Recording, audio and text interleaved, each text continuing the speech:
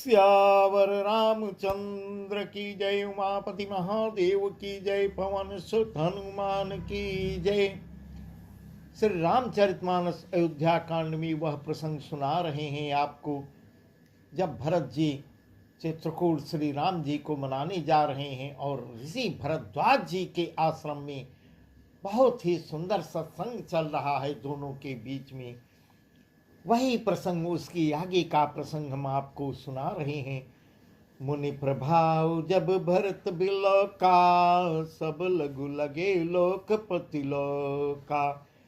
सुख समाजु नहीं जाय बखानी, देखत विरति विसारहि जानी। आसन शयन सुवसन बिताना, बन बाटिका बिहग मृगनाना। सुरभि फूल फल अमीय समाना, विमल जलाशय विविध विलाना। जब भरत जी ने मुनि के प्रभाव को देखा कि रिद्धि सिद्धि इनके प्रभाव के कारण, इनकी तपस्या के प्रभाव से तुरंत उपस्थित हो जाती हैं, जब भरत जी मुनि के प्रभाव को देखा तो उसके सामने उन्हें इंद्र वरुण यम कुबेर आदि सभी लोकपालों के लोक तुच्छ जान पड़ने लगे। सुख की सामग्री का वर्णन नहीं हो सकता, जिसे देखकर ज्ञानी लोग भी वैराग्य भूल जाते हैं। आसन शयन सुवसन बिताना, बन बाटिका बिहग मृगनाना। सुरभि फूल फल अमी समाना, विमल जलाशय विविध विधाना। आसन से सुंदर वस्त्र, चंदोवे वन बगीचे, भांति भांति के पक्षी और पशु सुगंधित फूल और अमृत के समान स्वादिष्ट फल, अनेकों प्रकार के तालाब, कुएं, बावलियां आदि निर्मल जलाशय, इस प्रकार का भरत जी जब सब देख रहे हैं। असन पान सोचे अमी अमी के, असन पान सोचे अमी अमी से, देख लोग सकुचात जमी से। सुर सुर भी सुर तरु सब ही के, लखिय बिलास सुरेश सची के। ऋतु बसंत त्रिविध बयारी, सब कं सुलभ पदार्थ चारी। श्रक चंदन बनितादिक भोगा, देखी हरस विस्मये भसलोगा। अमृत के भी अमृतसरी के पवित्र खान पान के पदार्थ जब देख रहे हैं, सब अमृत के समान हैं, जिन्हें देखकर सब लोग संयमी पुरुष विरक्त मुनियों की भांति सकचा रहे हैं। सभी के डेरों में मनोवांछित वस्तु देने वाले कामधेनु और कल्पवृक्ष सभी डेरों में अपना निवास डाले हुए हैं, जिन्हें देखकर इंद्र और इंद्राणी भी अभिलाषा होती है कि उनका भी मन चल ललचा रहा है।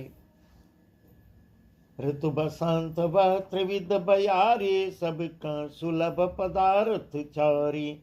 श्रक चंदन गणितादिक भोगा, देखी रस विस्मये बसलोगा। बसंत ऋतु है, शीतल मंद सुगंध 3 प्रकार की हवा बह रही है। सभी को धर्म अर्थ काम और मोक्ष चारों पदार्थ आसानी से सुलभ हैं। आसानी से माला चंदन स्त्री आदि भोगों को देखकर सब लोग हर्ष और विषाद के बस हो रहे हैं। हर्ष तो भोग सामग्रियों को और मुनि के तप प्रभाव को देखकर होता है, और विषाद इस बात से होता है कि श्री राम के वियोग में नियम व्रत से रहने वाले हम लोग भोग विलास में क्यों आ फंसे। इस प्रकार सब धर्म संकट में फंसे हुए हैं। कहीं इनमें आसक्त होकर हमारा मन नियम व्रतों को न त्याग दे, नियम व्रतों को न त्याग दे, ऐसा सब देख रहे हैं।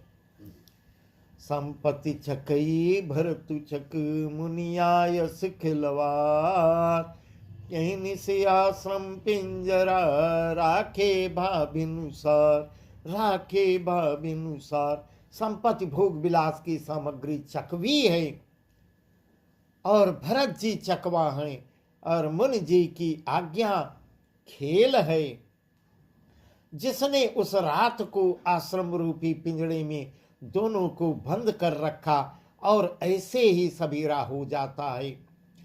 जैसे किसी बहेलिए के द्वारा एक पिंजड़े में रखे जाने पर भी चकवी चकवे का रात को संयोग नहीं होता, वैसे ही भरद्वाज जी की आज्ञा से रात भर भोग सामग्रियों के साथ रहने पर भी भरत जी ने मन से भी उनका स्पर्श तक नहीं किया। यह भी एक भरत की परीक्षा ही थी। भरत का कितना विशाल हृदय है, उसकी गहराई कोई नहीं नाप सकता। कीन निमज्जनु तीरथ राजा, नाई मुनि सिर सहित समाजा, ऋषि आय सुशीष सिर राखी, करि दंडवत विनय बहु भाके, कथ गति कुशल साथ सब लीने, चले चित्रकूटहि चितु दीने, राम सखा कर दीने लागो, चलत दे धर जनु अनुरागो। प्रातःकाल भरत जी ने तीर्थराज प्रयाग में स्नान किया और समाज सहित मुनि को सिर नवाकर सभी के साथ मुनि को प्रणाम करते हुए और ऋषि की आज्ञा लेकर तथा आशीर्वाद को सिर पर रखकर, आशीर्वाद को मस्तक पर रख के चढ़ाकर दंडवत करके बहुत विनती की है। पथगति कुशल साथ सब लीन है, चले चित्रकूट चितु दीन है, राम सखा कर दीने त्यागो, चलत देह धर जनु अनुरागो। उसके बाद रास्ते की पहचान रखने वाले लोगों, कुशल पथ प्रदर्शकों के साथ सब लोगों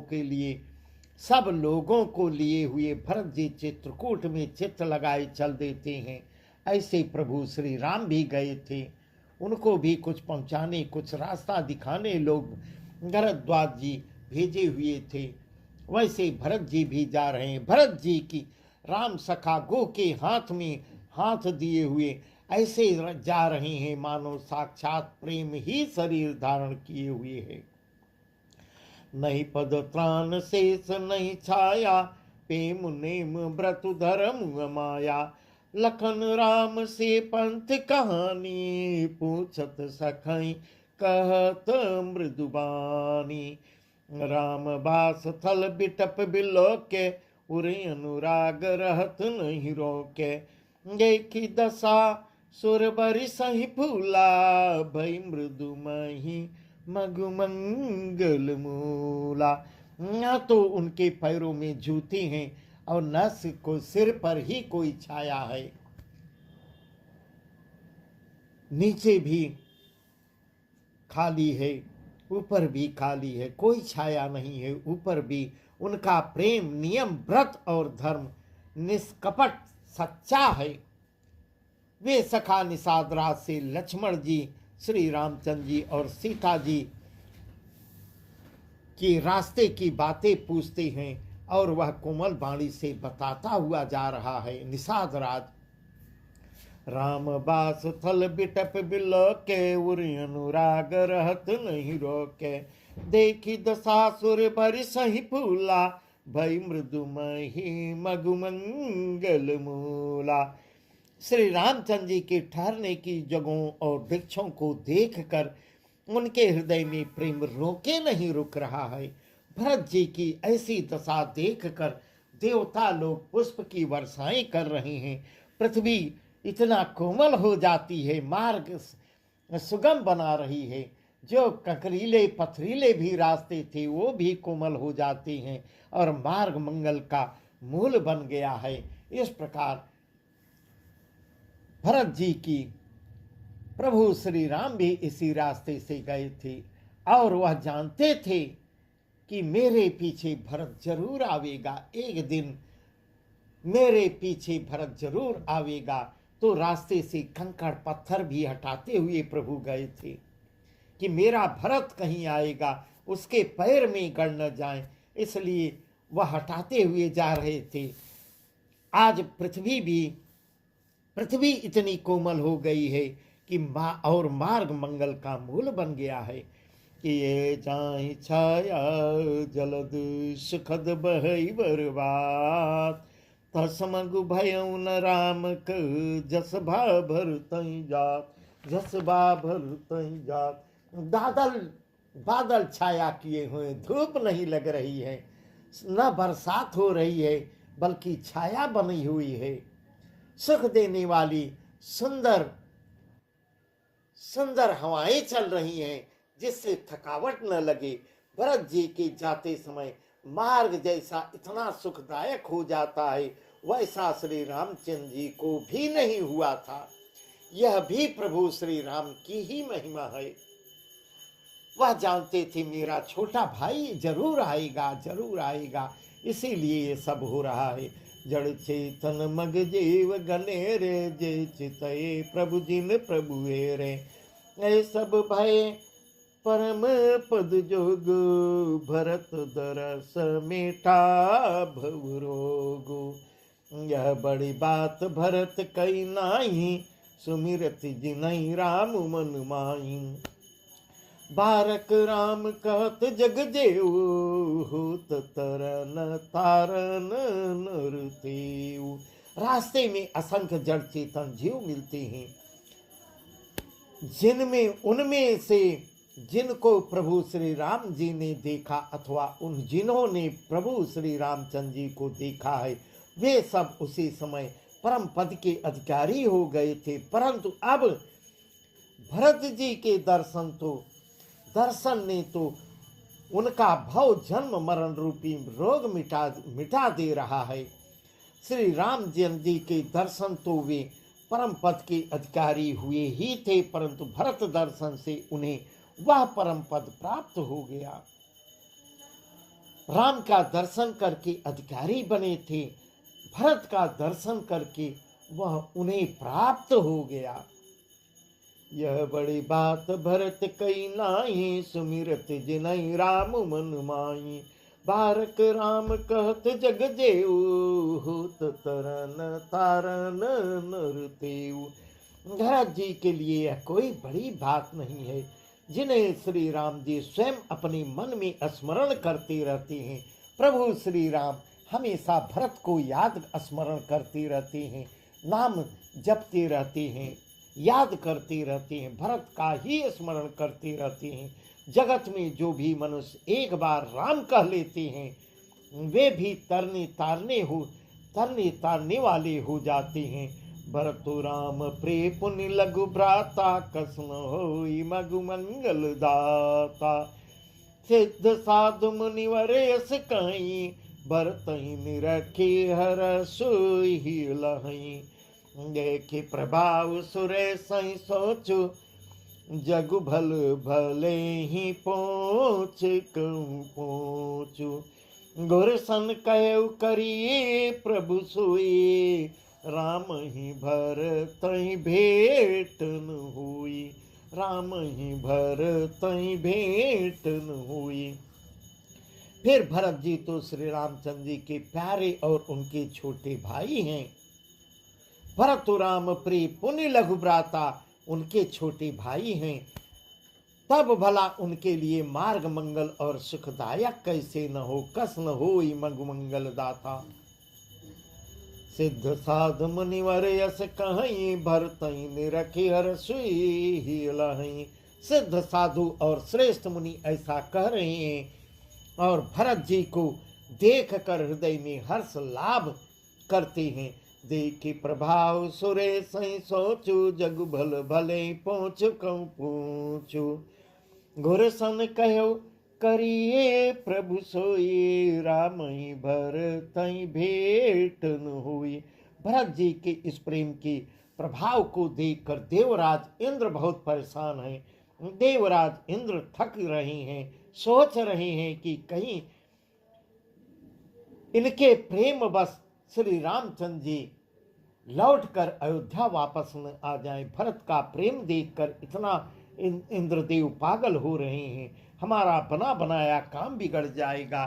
संसार भले के लिए भला और बुरे के लिए बुरा है। मनुष्य जैसा आप होता है, जगत उसे वैसा ही दिखता है। उसने गुरु बृहस्पति जी से कहा, हे प्रभु, वही उपाय कीजिए जिससे श्री रामचंद्र जी और भरत की भेंट न हो। ऐसा देवराज इंद्र उपाय सोच रहे हैं। बृहस्पति जी से कहते हैं, ऐसा कीजिए जिससे राम और भरत की भेंट ही न होने पाए। राम सकोचे प्रेम बस, भरत सपेम पयत, बनी बात बिगड़न चती, करिए जतन छल सोत, करिए जतन छल सोत। श्री रामचंद्र जी संकोची और प्रेम के वशीभूत हैं, प्रेम के बस हैं, और भरत जी प्रेम के समुद्र हैं। ऐसा वर्णन यहाँ सुंदर वर्णन तुलसीदास जी कर रहे हैं। राम सकोची प्रेम बस, भरत सपेम पयोत। तो भरत जो है, राम यदि प्रेम के वशीभूत हैं तो भरत जी प्रेम के समुद्र हैं। बनी बनाई बात बिगड़ना चाहती है, ऐसा इंद्रदेव सोच रहे हैं। इसलिए कुछ छल ढूंढकर उपाय करना सोचना होगा। उपाय कीजिए। इस प्रकार बृहस्पति जी से कह रहे हैं। बचन सुनत सुर गुर मुस्काने, सहस नयन बिन लोचन जाने, मायापति सेवक सन माया, करैत उलटे परई सुरराया। कब किछ कीन राम रुख जानी, अब कुचाल करे होई हानि, उन सुरेश रघुनाथ सुबाऊ, निज अपराध रिसाइन खाऊ। इंद्र के वचन सुनते ही देव गुरु बृहस्पति जी मुस्कुराते हैं। देव जी गुरु बृहस्पति मुस्कुराने लगते हैं। उन्होंने 1000 नेत्रों वाले इंद्र को ज्ञान रूपी नेत्रों से रहित मूर्ख जानकर, मूर्ख समझ के कहते हैं, हे देवराज, माया के स्वामी श्री रामचंद्र जी माया के स्वामी हैं। श्री राम जी के सेवक के साथ कोई माया करता है तो वह उलटकर अपने ही ऊपर आ पड़ती है। यह माया उनके सेवकों पर लागू नहीं होती, वह उनके सेवकों पर अपना प्रभाव नहीं डाल पाती। ऐसा बृहस्पति जी इंद्रदेव से कह रहे हैं। अब किछु कीन राम रुख जानी, अब कुचाल कर होई हानि, मन सुरेश रघुनाथ सुबाऊ, निजे अपराध रिसाइन काऊ।